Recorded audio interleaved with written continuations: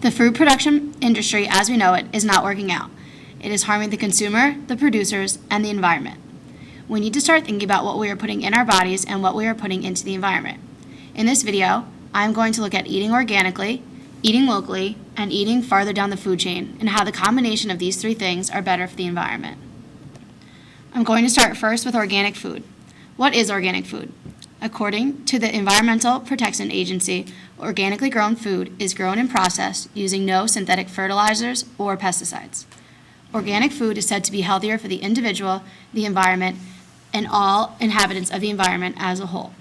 According to John Ickard, a professor of agricultural economics, the organic industry grows at a rate of 20% per year and has been over the past 15 years. On an individual level, direct benefits of eating organically include less ingestion of chemicals from the use of pesticide. According to whatsonmyplate.org, impacts of pesticide exposure can range from birth defects and childhood brain cancer in the very young to Parkinson's disease in the elderly. In between, there are a variety of other cancers, developmental and neurological disorders, reproductive and hormonal system disruptions, and many more. The environment also reaps many benefits when food is grown and produced organically. First, it takes away from the factory farming industry, which takes a huge toll on the environment. Direct negative effects of factory farming on the environment include pollution and the mistreatment of animals. In the movie Food, Inc., you can actually see the inside terrors of factory farming.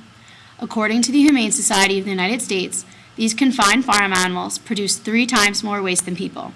In the movie, this was evident, and the cows could be seen standing knee-deep in it. Also, in terms of pollution, the pesticides used in agriculture don't just sit and stay where they are applied. The pesticides get into the water supply. Not only do they harm all the plants and animals that they come into contact with, they also eventually get back into our bodies. Overall, eating organically helps us reestablish a connection with the environment and help us to know that our food is coming from a safe and natural environment. In the article, Healing the Rift by Rebecca Clausen, we learn about how Cuba has transformed its agricultural system to become organic. The best way that the Cubans have described this work is with the saying, "Este es trabajo bonito." In English, this translates to, "This is beautiful work." A way to understand and appreciate the production of organic food, we can look at Barry Commoner's 4 laws of ecology. The 4 laws of ecology are: everything is connected to everything else, everything must go somewhere, nature knows best, and nothing comes from nothing. Everything is connected to everything else can be related to organic farming through the nutrient cycle. According to Clausen, the separation of people from the land creates a rift in the metabolism of nature-society relations, since nutrients are transported away from the productive crops and farms where they originated. The waste is taken away from the land and transported, and animals are not free to roam. They are locked up in cages. By eliminating the separation of humans, livestock, and crops in traditional agriculture, the flow of nutrients cannot return to the land. Cubans realized this, and that the separation of crop and livestock production was wasteful of energy and nutrients. By putting them back together, it restored the rift and the relationship with nature. The second law is everything must go somewhere. This can also be related back to the nutrient cycle. If farmers let nature take its course, animal waste would take care of itself and benefit the environment. The third law is nature knows best. It is best described by Commoner as any major man-made change in a natural system is likely to be detrimental to that system. This speaks perfectly to non-organic farming. The fourth law is nothing comes from nothing. This applies to organic farming because it shows us the natural process of food production. This closes the gap by knowing exactly how our food is made and helps us to reconnect to the natural world. While organic food is available in almost every supermarket, it is extremely expensive. U.S. shoppers that buy organic food spend up to 20% more on groceries. According to Brown, this is because market doesn't value nature's services. The reason organic food is so expensive is because traditional food is subsidized by the government. This has been going back to the aftermath of World War II. Governments needed to ensure severe food shortages of the war never happened again. Starvation and famine in Europe needed to be protected against, so new chemical technologies seemed like a gift. It encouraged an abundance of food by subsidizing the use of chemicals in farming. Agrochemicals make food cheaper to produce. According to Joe Salatin of Polyface Farms, clean food is expensive because all of the costs are figured into the price. Society is not bearing the cost of water pollution, of antibiotic resistance, of foodborne illnesses, or crop subsidies, and subsidized oil and water. According to Salatin, these are all of the hidden costs to the environment and the taxpayer that make the cheap food seem cheap. He also says that meat would be cheaper than it is if not for government regulations and the resulting high cost of processing. It would be at least $1 per pound cheaper. If the playing field was leveled by taking away the regulations and the subsidies and factored in the health, care, and environmental cleanup costs of cheap food, that they could compete on price with anyone. He says it best when he says that you can buy honestly priced food or you can buy irresponsibly priced food. Although organic food is so expensive, organic companies such as Stonyfield Farms and online companies such as organiccoupons.com are helping to provide healthy organic meals by making it more affordable to buy organic food. You can go online and print out the coupons and take them with you before going to the grocery store. While organic food is a great option to a more sustainable palate, it's not the only key to the puzzle.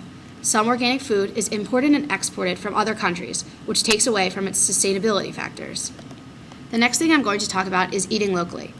Eating locally benefits the environment because it lowers carbon emissions and dependency on oil, as well as strengthening your local economy.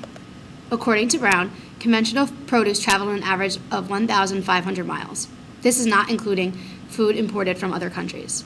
58 imported foods traveled an average of 2,800 miles.